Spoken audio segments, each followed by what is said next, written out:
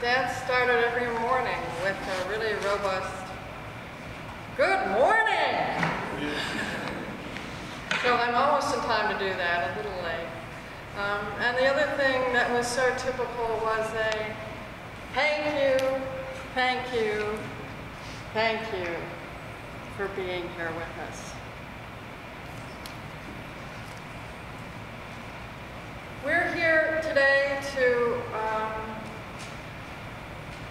celebrate, to mourn, to support each other in recognizing the life of Earl Henry Anderson, who was the father, grandfather, great-grandfather, uncle, great-uncle, niece, I mean, lots of relationships with the family that are here today. And in his life, Dad played many roles.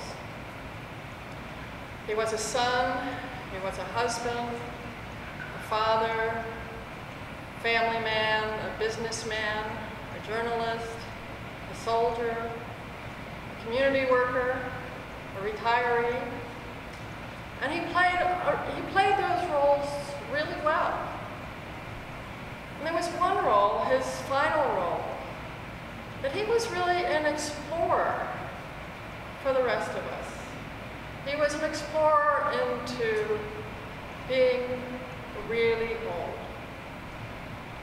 Now, he was the second person I ever knew who made it to 100. And I never lived with anybody in their 90s, and he never did either. When I talked to him about reaching 100, he was like, "I'm not that old, am I?" He knew nobody who had reached that age. And there's a strong possibility that many of us will get into that netherland of 80s, 90s, 100. And Dad was a model. I just want to share some of that with you folks. So if Dad were here, and someone asked him, "Well, Dad, Earl, what's the secret of making it to 100? I think one of the first things he would say, "Well, at least one martini every day." And then if you said, "What's really important?" he would say, "Love and family are really important." He reveled in our reunions at the Solomon Islands, which so many of you joined us at. Rosemary introduced family hugs a couple of decades ago, and he loved family hugs. And he loved saying, "I love you," in his older years. He was a wonderful model that way. Who is it, Einstein said, he rejoiced with his family in the beautiful land of life. And then if we asked Earl, "What message do you want to leave?" What he told us, well, I'm a demonstrator. You may or may not know, Dad got really sick on May 20th. Before that, he was, turning down, but he got really sick. And we thought between like May 20th and May 24th that he was going to die. And then he came back for about another 2.5 weeks. And in that period, this is not family lore, because I was an eyewitness to this. We had a wonderful caregiver named Heriberto, and we used this board a lot to communicate with Dad in his last year or so, because his hearing was getting worse, and his memory wasn't that good. So if you wanted him to know something during the course of the day, you wrote it down. And Heriberto was sitting out in the patio by our pond, and he wrote, "All is well," with a question mark. Because that was one of Dad's, you asked Dad how things were going, "All is well." So here's "all is well" with a question mark. Dad leaned over, and he took out the question mark. And I saw that, and I thought, Lord, if I could be so clever, not only to feel that way, but to just to take out the question mark. And then what Dad did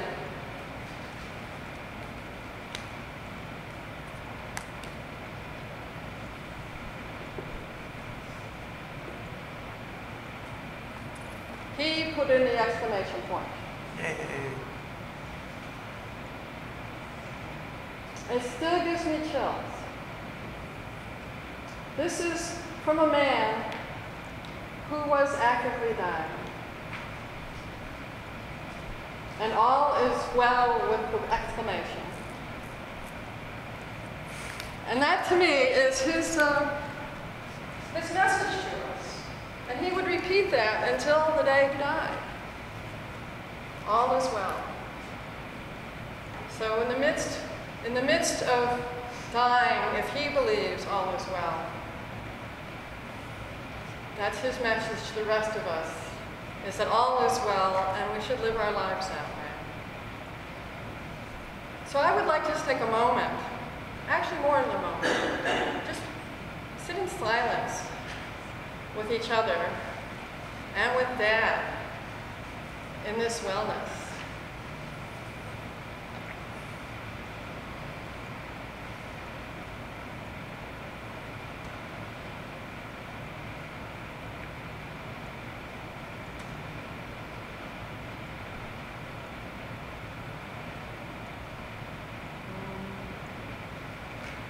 Thank you. Good news he brought to us. We have a wonderful service planned for this morning. And we hope you'll all participate in the parts, and you have programs. And we're going to start with everybody singing Swing Low, Sweet Chariot.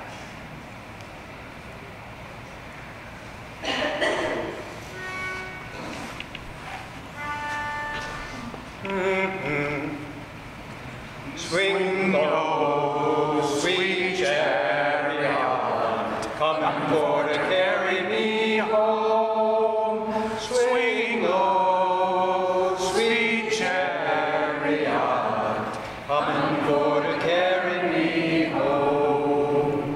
I looked over Jordan, and what did I see? Coming for to carry me home. A band of angels coming after me, coming for to carry me home. Swing low, sweet chariot, coming for to carry me home. Swing low, sweet chariot, coming for to carry me home.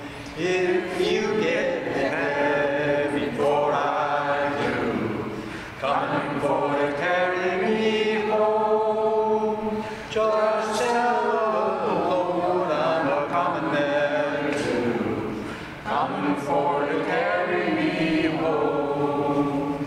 Swing low, sweet chariot, coming for to carry me home.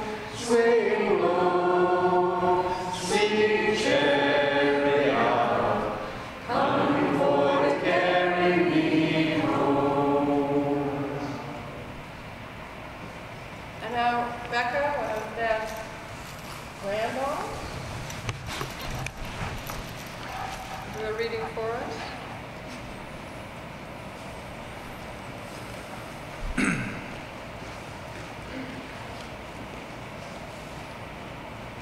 want to thank Bruce for finding this very appropriate and beautiful home for today. I thank you, God, for this this amazing day, for the leaping, greenly spirits of trees and the blue, true dream of sky, and for everything which is natural, which is infinite, which is yes. I, who have died, am alive again today. And this is the Son's birthday.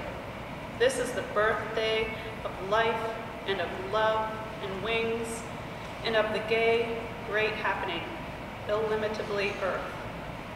How should tasting, touching, hearing, seeing, breathing, any, lifted from the no of all nothing, human merely being, doubt unimaginable, you? Now, the ears of my ears awake, and now the eyes of my eyes are opened.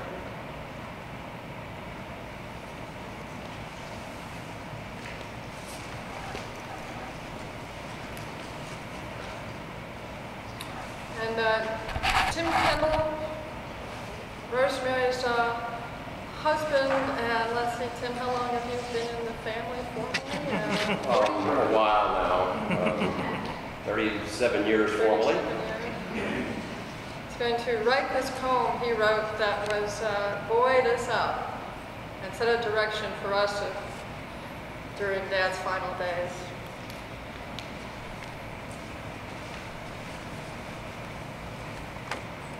When it got to be obvious that Earl was in his pretty much final descent, for some reason the Thomas poem that is on the reverse side of mine and the copies you have kept running in my head.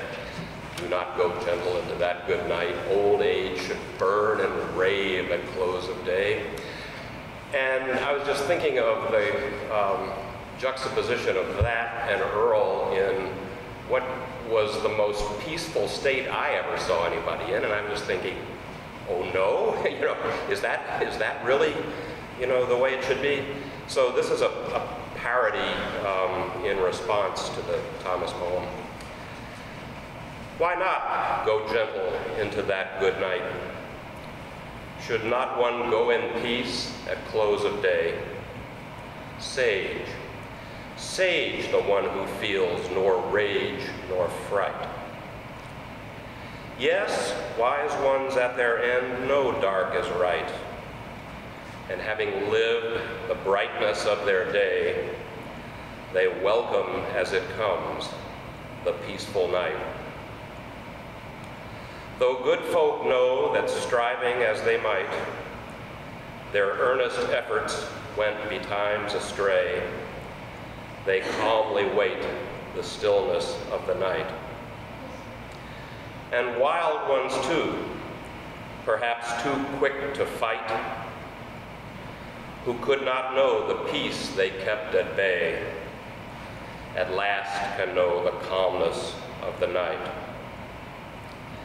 At gloaming, one may gravely see aright what fond illusion hid by light of day, and greet with open arms the quiet night. And you, my Father, peaceful on the height, bequeath us your serenity, we pray. And yes, go gentle into that good night, as you abided through your times of light. Yeah.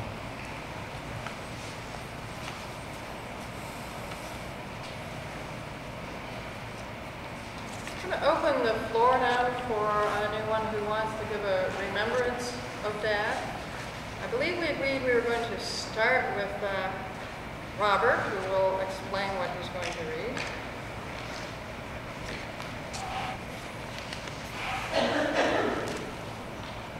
When I heard there was going to be a remembrance part of this, I tried to think of what I want me and all of us to remember about Dad the most. And one of the things was his wry sense of humor. He loved to play with words, and you all know he's a crossword puzzle addict, but he also had a keen sense for double entendres and mixed metaphors and so forth. So I tried to think of some way to bring that to this ceremony. And it came to mind, I remembered the letter I think we've all heard perhaps at the previous reunions, but I wanted to reread it here for all of us and for some of us who hadn't heard it. This is a letter that Dad wrote to Mom back in 1974. She was away in Texas visiting her brother, and Dad was writing a letter to assure her that everything was fine at home. The plants were being watered, he was doing the dishes, and he was taking care of the bills. That was what he wanted her to know. But he kind of turned that around and turned it into a very funny letter that I'd like to read with you. It takes a couple minutes to read. Dear Rosalie, I'm winging this off to your Vienna abode just in the chance it reaches you before you leave, and to tell you not to rush home unless you want to. Everything seems to be under control at 115. The flowers seem to be doing fine, pretty good, that is. I put a cup of that green powder in the watering can and water the flowers every day, she told me.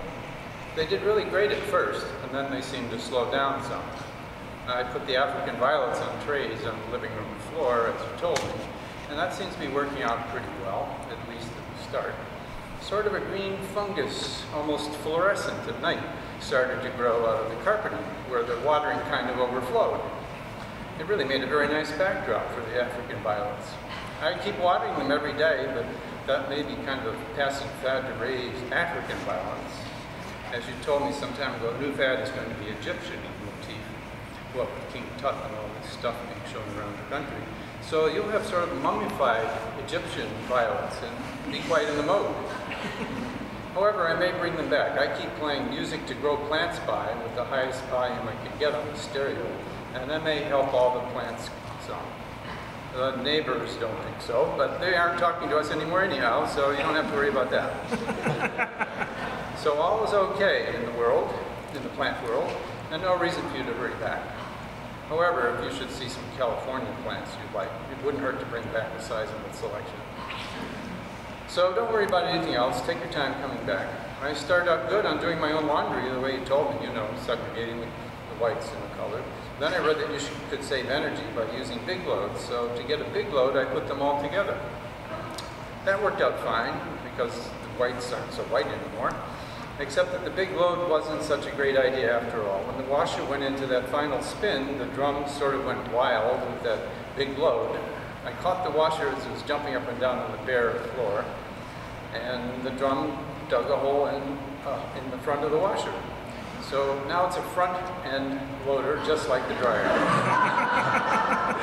The best idea for a while would be to bring our laundry to the automat when we pick up Martha, the housekeeper. So don't worry about a thing.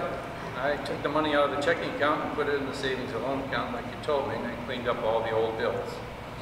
The bank keeps calling, but they hear a few bars of music to grow plants by, and then they get a little incoherent. And here's the last line. I'd write more, but writing papers seemed to have been the first thing to go in the fire. Have a good time. Best to Mary and Tom, and watch that cocktail hour. So I'm leaving you with smiles and laughs, which is the way Dad left many of us on our visits. Thanks.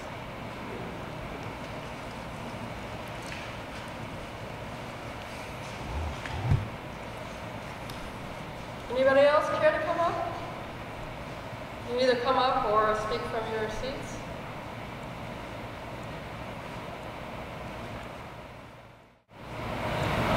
Briefly from extremely hospitable. Whenever years ago when we used to alternate between Thanksgivings going to Cleveland or Cleveland coming to Akron, and then with Christmas we'd reverse those. Even when the moms had a little bit of a feud that stopped that for a while, with Uncle Earl and Charlie were always, my father, were always very, very friendly. In Quail Hollow, I can remember being fascinated with Uncle Earl's bar. It wasn't big, but if you needed it, it was in there somewhere. You knew where it was. He always had a fire in the fireplace, and he always made the younger kids tune in.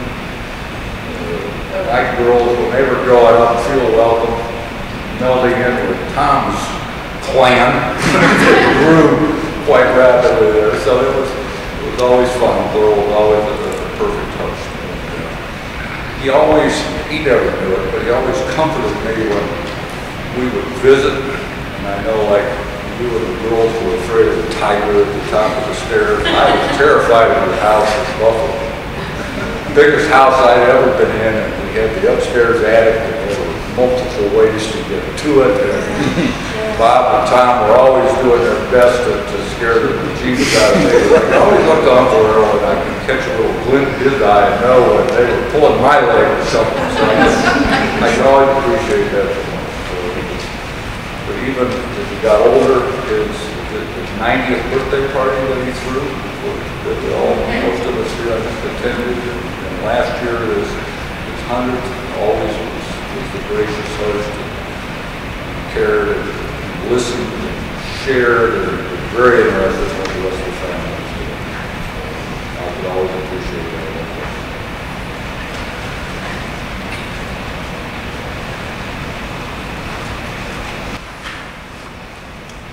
I would just like to share, my children don't remember Uncle Earl as well as I do, so I just want to share Uncle Earl's favorite memories with Katie. And many of you who still remember Uncle Earl doing this with you, and Uncle Earl, he would love to bounce you on his knee, and he would say, "This is the way the ladies ride. This is the way the farmers ride. Lump, lump, lump. This is the way." And then Katie would just giggle, giggle, giggle. So today I was scrambling through my pictures to find pictures because Katie said, "Mom, I can't remember." And I wanted to bring in the picture to share with you that he loved to do that with all the children. Loved it.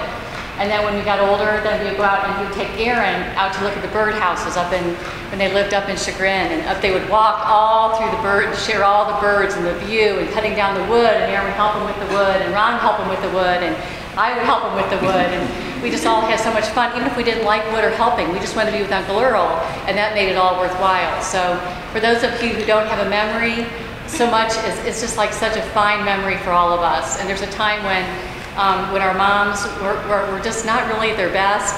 And I remember writing a letter to Uncle Earl, and I'm sure he kept it, and it said, "Uncle Earl, please, please tell Aunt Rosalie this is not the Girl Scout way."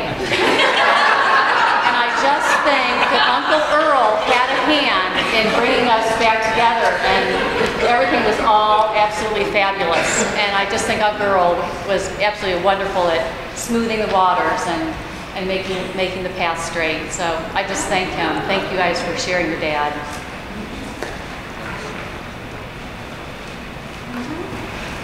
Barbara? Well, as someone who joined the family rather late, on the earth 22 years ago, I appreciated Earl, his flirtatiousness. It was so delicious to meet an older man who still loved women. And always made me feel good to be around him. He always had a smile and a warm word, and just enjoyed being around me as a woman. So that's special.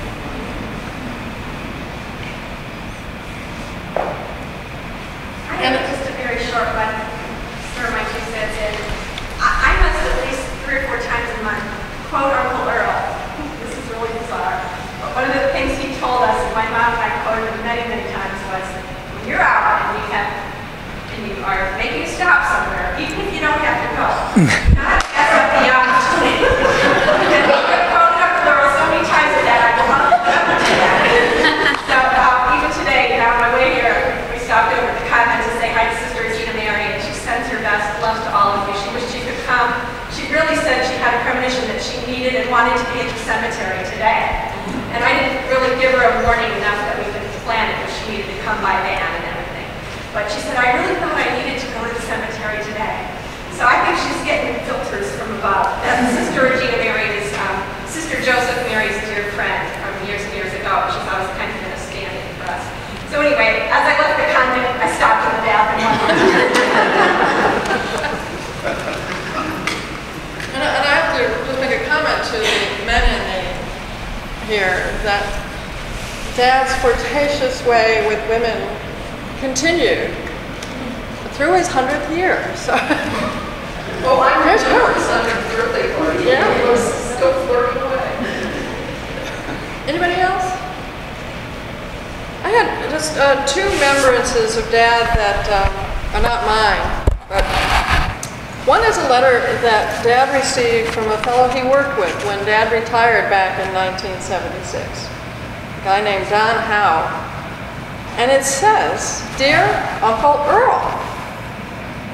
It said, "Did you know you're known as Uncle Earl by some of us in the office? I really can't recall when the nickname originated, but I think I know why. A nickname usually says a lot about what we think of a person, good or bad. To me, an uncle is a favorite relative, a pleasant person that I can go to for advice, help, or just conversation. An uncle is usually respected, and most of all, a friend. This is why I'll remember you as Uncle Earl, as I'm sure many others will as well. I want to thank you for all of the help, direction, and personal interest you've given me in the past several years. It's kind of sad to think we won't have the daily pleasure of working with you, and I hope you'll stop in and visit with us more than just once in a while. Most importantly, enjoy your retirement years. So I just seem to encapsulate the experience of many folks who considered Dad, who had Dad as an uncle. And this last is from a friend of ours, and it is a card she sent us in the loss of your dad. And Lila was in fact our cleaning lady. She came every other week for the last 7 years, so she saw Dad a lot. And she said, "Dear Margaret, Bruce, and family of Earl, I am so blessed to have known your dad. He was such a kind spirit. Whenever I think of him, I will always remember how much he taught me. I watched his joy and gratitude for each day and everything it offered. I watched his appreciation for each person who graced his life, whether it was with a smile, a warm hello, or a piece of candy.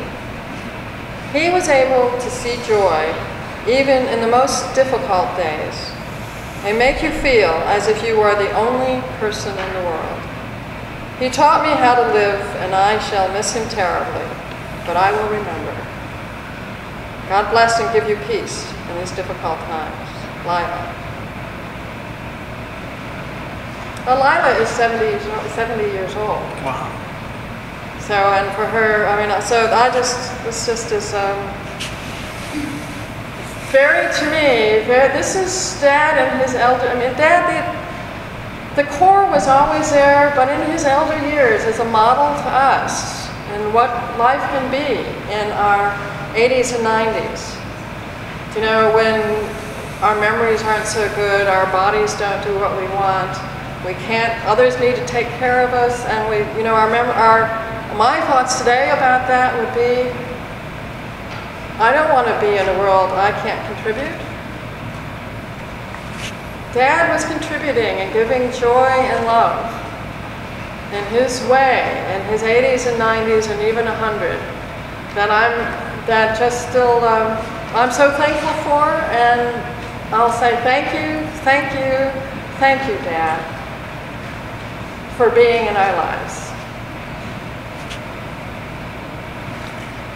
I think his ability to maintain as well, humor, is the blessing of a life well lived.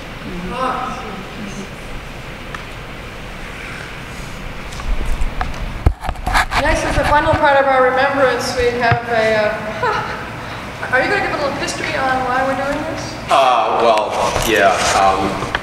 You can let me know whether I've been detailed enough. If you shake your head, I'll say more.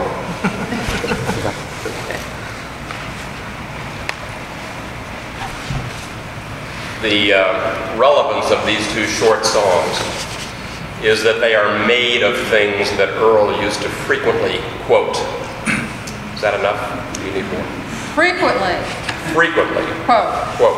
But he would, randomly, and he would also mesh these two entities together in interesting ways. Often. Actually, the second one you'll probably recognize. The first one, maybe I'll just read. It's a very short text. I'll read it to you because it'll be easier to understand than if you just hear us sing it. It's Longfellow. The text is, this is the final stanza of a longer poem. "Let us then be up and doing with a heart for any fate, still achieving, still pursuing, learn to labor and to wait."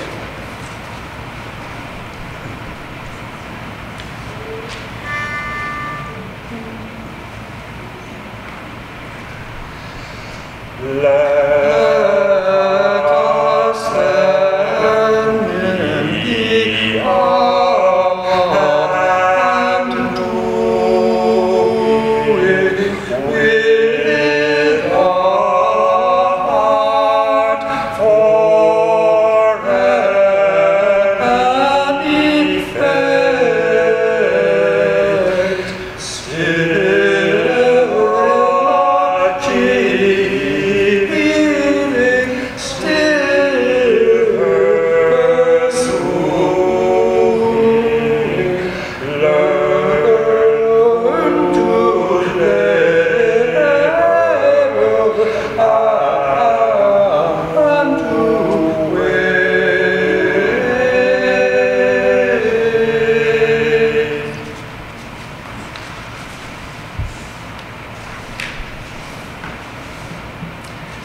And as I say, I don't think this second one will need much of an introduction, so I won't give one.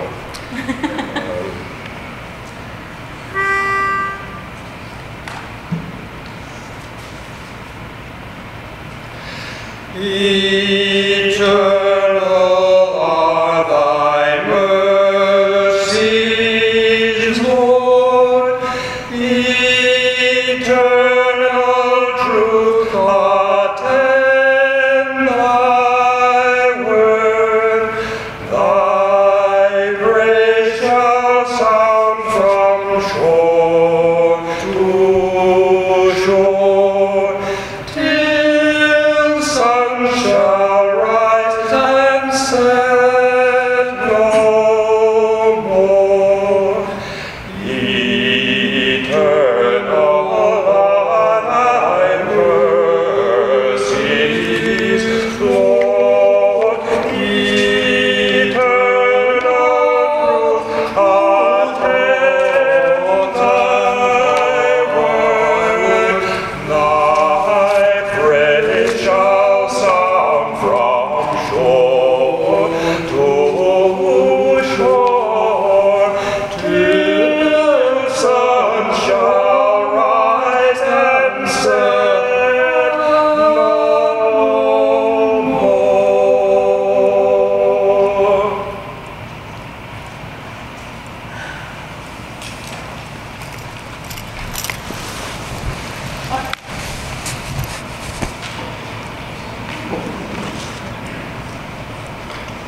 David?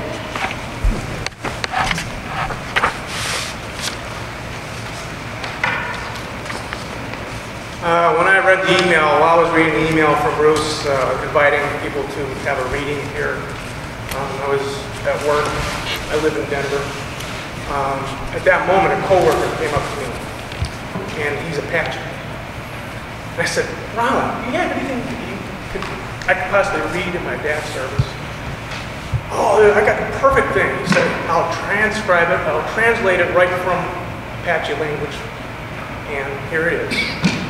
He took 3 days to pour over this thing, to translate it from what the Indians feel about it. Then he ran it through the elder and his tribe to make sure he had it right. And when he gave it to me, he said, it's our honor. And he said, just read it, feel it, don't overthink it, you'll get it. So, hold on to what is good. None of us are here forever. Even if it's just a handful of earth, hold on to it because you believe. Even if a tree stands by itself, it will soon learn to become a forest. You may too stand by yourself, but never forget all your family. Keep them close. Too soon we are parted from them. Keep them close. Even if I am a long way from here, I am closer than you may know. Keep me close. Keep my ancient stories with you always. Hold on and cherish your life force, even if it seems easier sometimes to let go.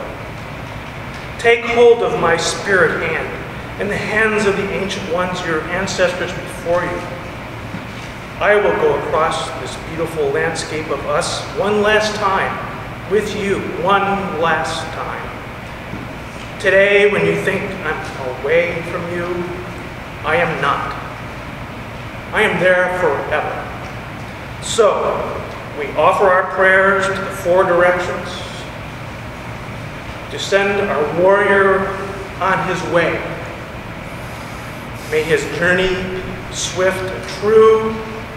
May his moccasins walk the straight path. Ya'ate, my father, Ya'ate.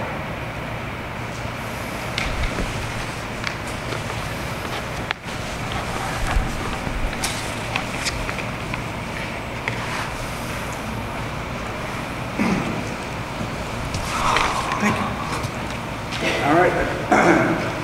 This is part of the closing of our gathering here today, and all I wanted to do, and David's comments are perfect to lead into this, is to take, and for us to remember our ancestors who went before us. It's a little unnerving for me to stand here and to think that I've known many of you my entire life, and many of you have known me your entire life. And we are a family. Karen and I just spent some time in Ireland, and I had the opportunity to go to Ram's Grange and to visit the cemetery where one of our distant ancestors, our great-great-grandfather is buried, and to remember that before him there were many, and after him there were many. And my cousins and my brothers and sisters remember those who went before us. Remember my mother, of course, Rosalie. None of us really had the opportunity to meet Grandpa Tom. He went before all of us. But many of us remember Grandma Rose. Grandma Rose is still with us today in spirit. And Sister Joseph Mary, who many of us came to visit here at the convent many times in our youth. Remember that sense of family. And Uncle John went before us. And Carol and Charlie went before us. And our Uncle Tom went before us.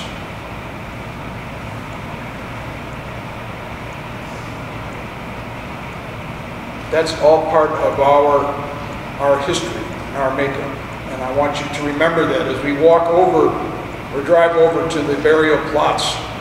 You'll see some of the stones there to just remind us who went before us and what wonderful people they were. Yes, they had their differences as they grew older, but like Earl, as life grew shorter, they came together. Carol and Rosalie had their differences at one time, but they were a very loving part of our family as their time came. The same thing is happening to us. As I talked to John earlier, we are the fossils, I guess, John. As I look out at the generation coming up, and our children and our grandchildren, I think what a wonderful thing a family is, what a wonderful thing life is, and how much Earl would want to be here physically with us today. He's here with us spiritually and in our memories, and he'll always be here. And Margaret, I think that's all I want to say in closing, and thank you for being here today. This is what life is all about. I'm just glad we could all share this moment. Thank you. Margaret?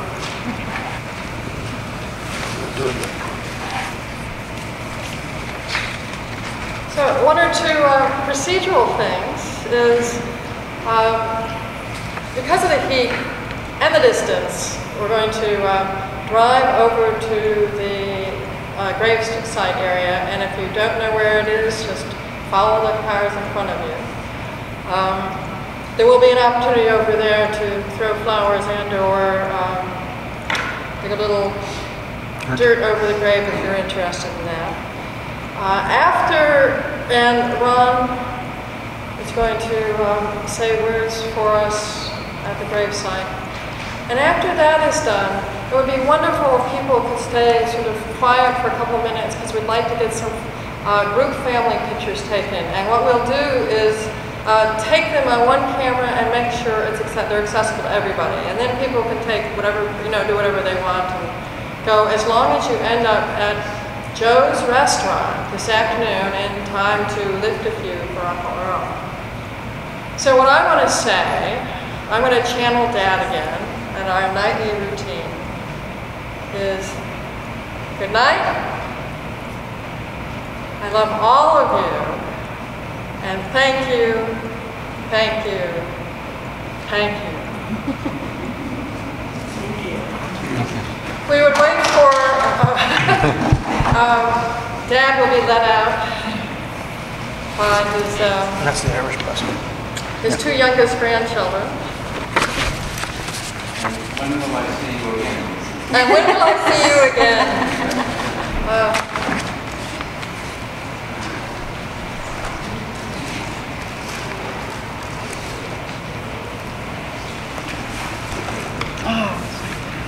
You gotta close it beat.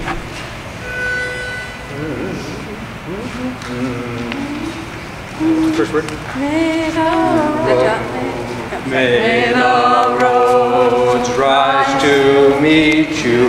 May the wind be ever at your back. May